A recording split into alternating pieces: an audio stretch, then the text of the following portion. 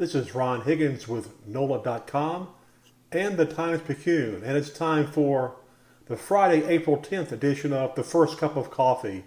The first thing on my mind this morning, the Pelicans' 4-game season starts tonight with a home game against Denver, tied with Oklahoma City for the 8th and final spot in the Western Conference. 4 games to go to get to the playoffs, and since the Pels hold the tiebreaker over the Thunder, all they have to do is hold serve.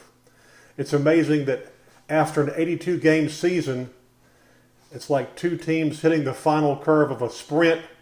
You're mentally and physically tired, you're trying to hold on, you're trying to fight through it all and get to the finish. And this is where these 2 teams are, and you couldn't ask for a more even schedule.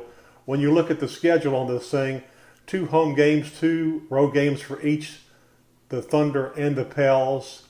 Both teams have a Sunday, Monday back-to-back, so the schedule is relatively even.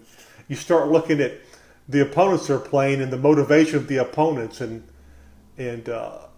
that's pretty even also, even though the Thunder has to play the Pacers, who are in 9th place in the East and 1 game off the playoff pace. They just got Paul George back off an injury, so that could work in the Pelicans' favor.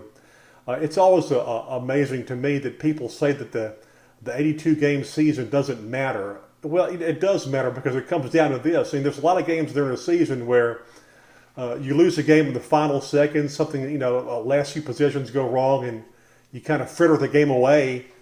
And you always say, well, we got a game tomorrow night, we got a game in 2 days, so it's a long season. That's true, but there's also the fact that those games add up. And in the end, it could mean the difference between comfortably being in the playoffs or fighting for a playoff spot like the Pels are right now. What's going to be the difference in the next few games?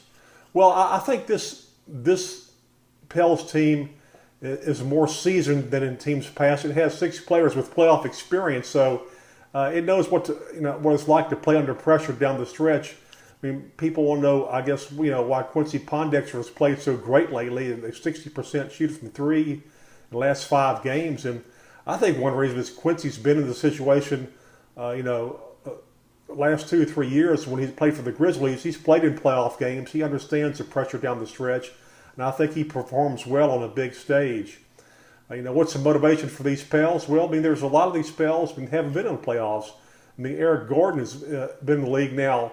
I think this is his 7th season, and he, he's never been to the playoffs or played in a playoff game. Anthony Davis, this, as great as he's been this year, and this kind of adds to his credibility as one of the NBA's best players if he can get this team to the playoffs. So we'll see how this plays out.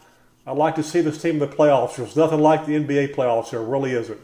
Every possession is an absolute battle. That's what I love about the NBA playoffs.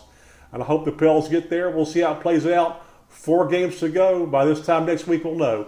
This is Ron Higgins with NOLA.com and Times-Picayune, and that's The First Cup of Coffee.